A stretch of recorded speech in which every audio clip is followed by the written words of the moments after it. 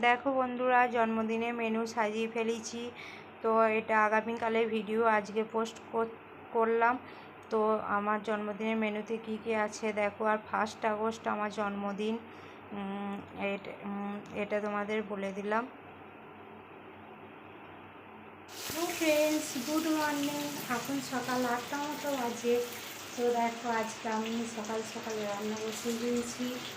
তো দেখো আমি কি রান্না করছি, চলো তোমাদের দেখাই। দেখো ফার্স্টে আমি পায়েস চাপিয়ে ফেলেছি। তো পায়েস আমার প্রায় হয়ে এসছে।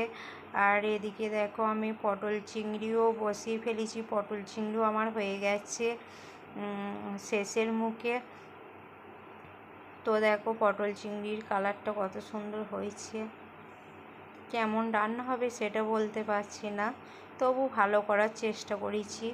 চলো, সারাদিন কিছু খাওয়া হয়নি, তো আমি দেখো 1 গ্লাস ছাতুর শরবত খেয়ে নিলাম।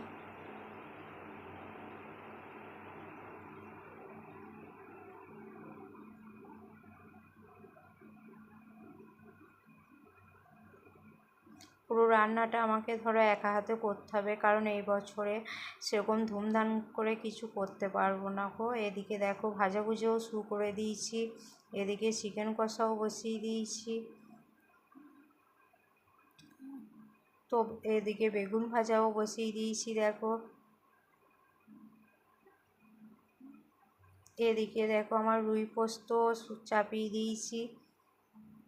তো এবছরে আমাদের শাশুড়ি মা মারা গেছে বলে সেরকম ধুমধাম করে লোকজন নিয়ে জন্মদিনটা সেলিব্রেশন করতে পারবো না।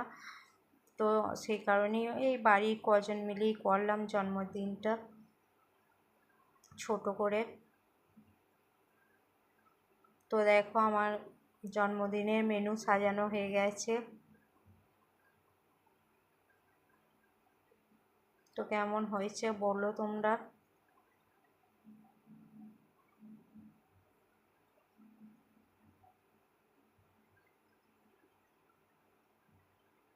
তো তোমাদের একটা কথা বলি, আমাদের জন্মদিনে কেক কেটে সেলিব্রেশন করতে নেই, কারণ আমাদের বংশে কি হয়েছিল সেই কারণে জন্মদিনে কেউ কেক কেটে সেলিব্রেশন করে না গো।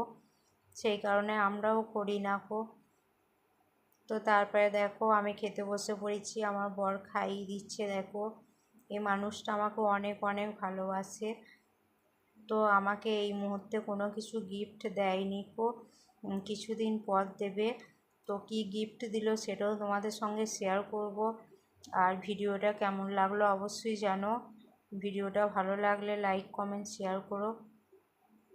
ততক্ষণ সবাই ভালো থেকো, সুস্থ থেকো, টাটা।